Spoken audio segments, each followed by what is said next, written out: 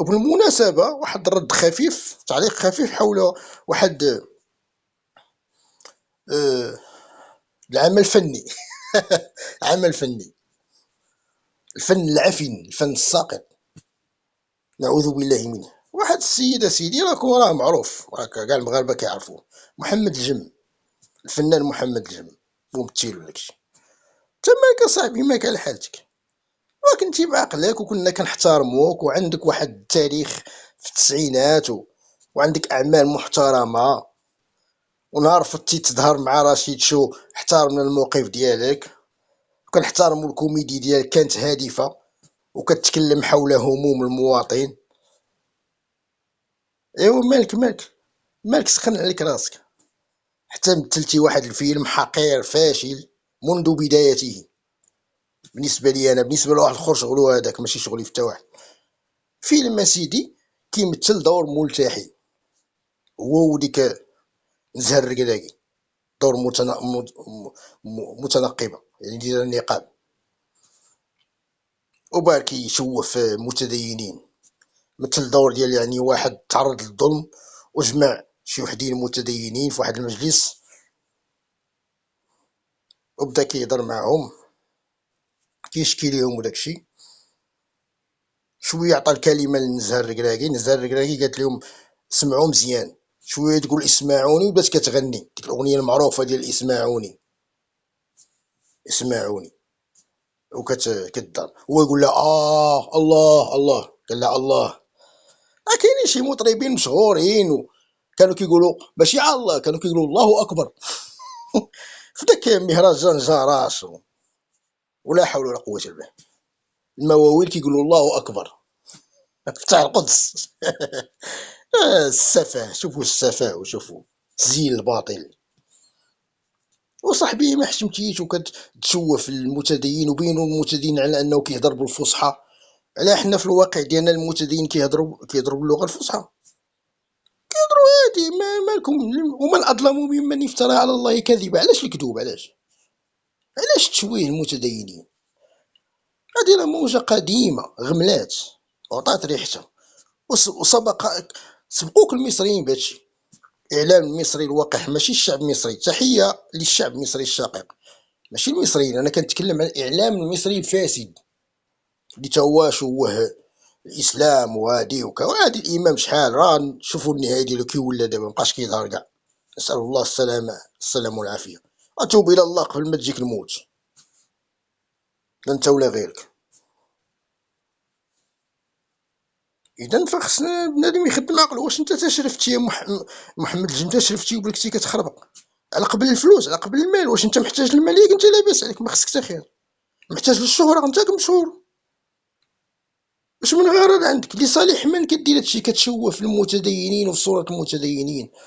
وفي الاخر قال لهم في المجلس هذا الرجل، يعني هذا الظالم ماجن، هذا الماجن وجب عليه القصاص.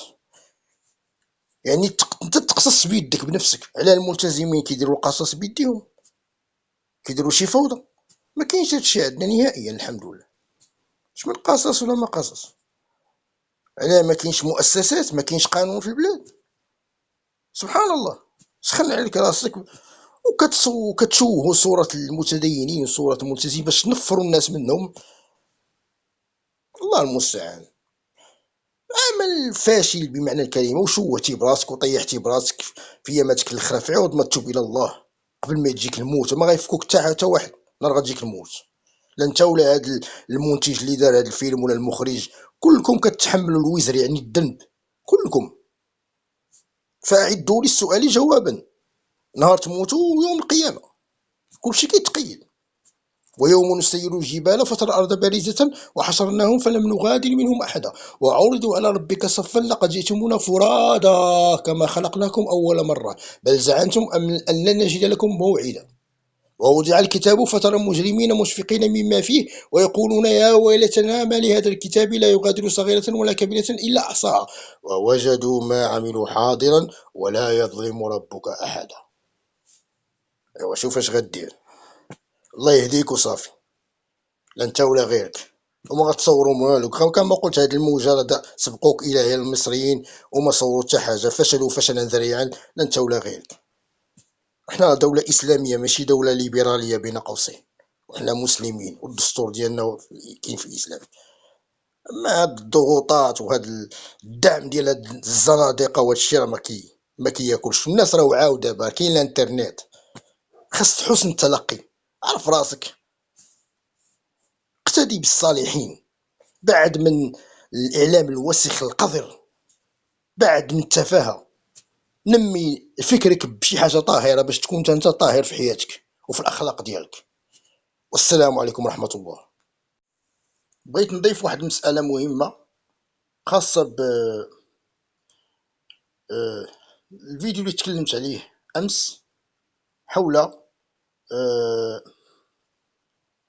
الفيلم الأخير ديال الفنان محمد الجم مع نزار الركراكي، الذي يراد به الاستهزاء بالدين والسخرية من الدين والاستهزاء بالمتدينين والملتزمين. وهذا شيء مقصود، وهذا شيء قديم سبقوا به المصريين وفشلوا فشلا ذريعا كما قلت. والخاتمة ديال أي فنان ولا أي إنسان على وجه الأرض يستهزئ بدين الله راه الخاتمة ديالو سيئة، كونوا على يقين، ما لم يتب إلى الله إنه لقول فصل وما هو بالهزل. بالنسبة لواحد الملاحظة في واحد اللقطة قال لهم محمد الجم: غضوا أبصاركم من فضلكم. سبحان الله، من الذي أمر بغض البصر؟ هو الله سبحانه وتعالى، كلام الله يتلى إلى يوم القيامة.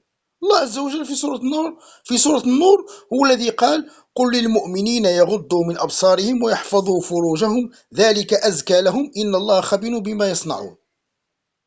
إيوا علاش كتستهزئ بهذه الآية؟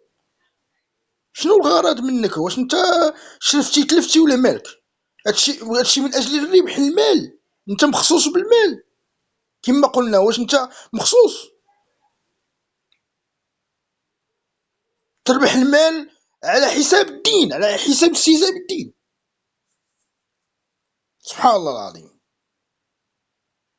وكل من يستهزئ بدين الله فخاتمته سيئة، أحب من أحب وكره من كره. شنو ما فيش المزاح، ما فيش اللعب. لعب مع أي حاجة ولكن ما تلعبش مع الله سبحانه وتعالى، لا انت ولا غيرك ولا أي زنديق على وجه الأرض. على وجه الأرض، ماشي كنتكلم في المغرب، في العالم كله. سبقوك المصريين لهذا الشيء وفشلوا فشلا ذريعا كما قلت. وأيضا نفس الحكم بالنسبة للنساء: وقل للمؤمنات يغضضن من أبصارهن ويحفظن فروجهن ولا يبدين زينتهن إلا ما ظهر منها. الله عز وجل هو الذي أمر بغض البصر بالنسبة للرجال والنساء. ولاش كتستهزئ بهذا الحكم ديال الله سبحانه وتعالى؟ انت استكبرتي عاد تخرفتي وليتي كتخرف. يا سبحان الله. فين أيام زمان، فين أيام زمان ملي كنشوفوا الفن الهادف والفن الطاهر والفن اللي كيدعو إلى التربية فعلا. يا مات الممثل الراحل العربي الضغمي الله يرحمه، الحاج العربي الضغمي وعبد الرزاق حكم، ممثلين كانوا في غاية الاحترام، كانوا كيحترموا الجمهور ديالهم وكانوا كيحترموا الشعب المغربي والمغاربة المسلمون. ماشي ولا دابا دعم الزندقة، دعم الزندقة ونشرها. واش غتصوروا من هادشي؟ اش غتربحوا من وراء هادشي؟ لصالح من هادشي؟ لصالح من؟ واتحدى هاد محمد الجم ولا غيره، هاد الممثلين هادو اللي مستافدين ولا باس عليهم وكيستهزئوا بالدين، نتحداهم يديروا شي فيلم ولا شي عمل سينمائي كينتقدوا فيه الاوضاع، كينتقدوا فيه ناهبي لصوص المال العام، ناهبي المال العام. يلا هضروا على ناهبي المال العام ولا على هاد غلاء الاسعار وغلاء المعيشه والزياده في المحروقات وارتفاع المحروقات وهاد الازمات اللي كيتخبطوا فيها المغاربه. لا، هادشي ممنوع تهضروا فيه، ما تهضروش فيه. نتوما فقط مجرد اداه، مجرد اداه وصافي، وكتخدموا لصالح المصالح ديالكم. وضحكتي على المغاربه شحال في المسرحيات، ربحتي فيهم فلوس وكل شيء، ومازال مبغيتيش تشبع، وخريامك وليتي كتستهزأ بالدين. عد الى رشدك.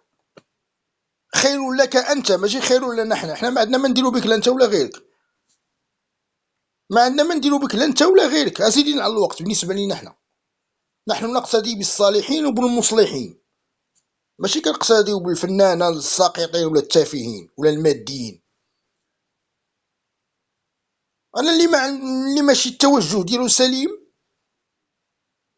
والمنهج ديالو سليم وكيحترم الدين ديالنا، الدين الاسلامي، واخا يكون التوجه ديالو مختلف ولا شي حاجه، ماشي شغلي فيه، هو يتحمل مسؤوليته، ولكن يحترم مع الدين ديالي صافي. ماشي الدين ديالي، استغفر الله العظيم، الدين ديال الله سبحانه وتعالى ماشي ديالي،